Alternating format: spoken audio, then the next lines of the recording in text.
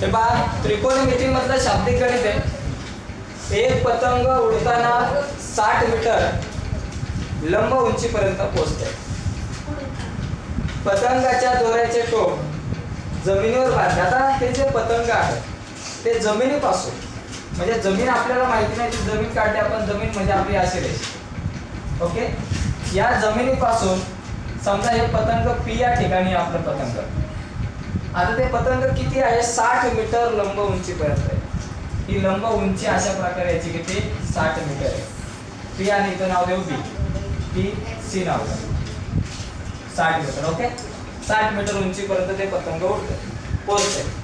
आता झालं कसं, दोऱ्याचे पतंगाचा जो दोरा आहे, दोरा बांधलेला असतो ना पतंगाला, तर ते दोऱ्याचे टोक जमिनीवर बांधले. हे जे दोऱ्याचे टोक आहे असं त्याला जमिनीवर इथं बांधतात. ओके, बांधल्यानंतर ही जमीन आणि दोरा यांच्यामध्ये 60 अंश मापाचा कोन तयार होतो.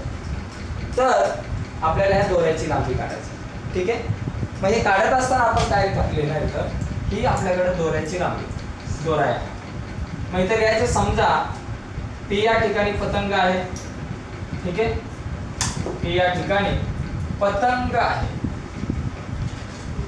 त्याचप्रमाणे दोऱ्याची जी लांबी आपल्याला काढायची, दोऱ्याची लांबी, दोऱ्याची लांबी म्हणजे काय बाबा, पी आणि इथं नाव देऊ ए, पी ए, दोऱ्याची लांबी आपल्याला काढायची. आता आपल्याला इथं पीसी दिलेला आहे किती? 60 मीटर. ओके, आणि थिटा किती दिला आपल्याला? 60.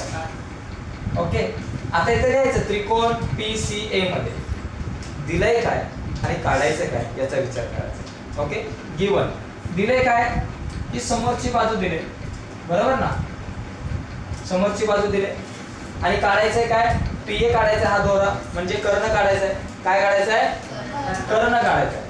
मग समोरची बाजू आणि कर्ण कुठल्या सूत्रात आहे? साइन थिटा मध्ये समोरची बाजू आणि कर्ण येतो, म्हणून साइन थिटा घेऊ शकतो. किंवा कोसेक मध्ये सुद्धा कर्ण आणि समोरची बाजू येतो, कोसेक घेतला तरी चालेल, पण साइन थिटा घेऊ. साइन थिटा बरोबर समोरची बाजू भागिले कर्ण. साइन थिटा किती आहे आपल्याकडं? 60 बरोबर. समोरची बाजू 60 च्या समोर कोण आहे? पीसी, भागिले कर्ण कोण आहे? पीए, म्हणजे एपी जे आपल्याला काढायचं. आता साइन 60 ची किंमत त्या सारणीमध्ये किती आहे? कर्णी चिन्हात 3/2.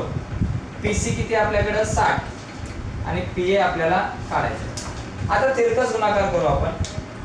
पीए गुणिले कर्णी चिन्हात 3, कर्णी चिन्हात 3 पीए बरोबर 60 गुणे 120 अंश.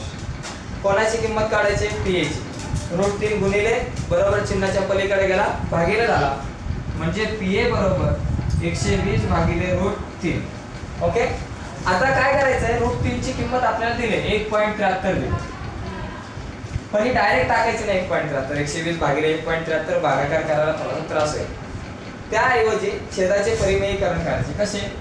पीए बरोबर 120 भागिले √3 येत ना, तर वर आणि खाली √3 ने गुणायचं. ओके, √2 असतील तर √2 ने गुणा. मग 120 √3 भागिले √3 गुणिले √3 फक्त 3, 3 1 3, 3 4 12 म्हणजे 40. 40 गुणिले √3. आता 40 गुणिले √3 ची किंमत किती? 1.73 बरोबर. आता इथं गुणलं 0 3 3 9 3 3 9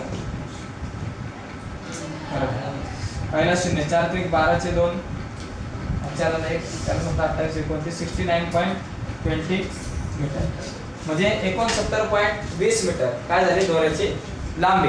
अशा प्रकारे आपण काढू शकतो. ओके.